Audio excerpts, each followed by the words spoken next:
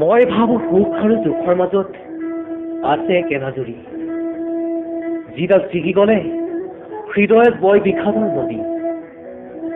হেৰাই যোৱা সপোনবোৰ কেতিয়াবা আহে জানো ঘূৰি? এবাৰ কাৰোবাক দি দিয়া মৰম জানো কেনেবাকৈ ঘূৰাই ল'ব পাৰি?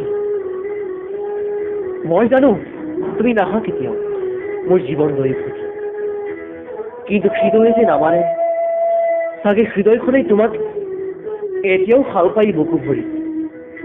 সেয়েহে আজিও ৰখি আছো মই হেৰাই যোৱা সপোনবোৰ কৰবাত পাই যাওঁ বুলি। কথা প্ৰিয়াংকুৰ বৰা, আবৃত্তি অজয় শইকীয়া।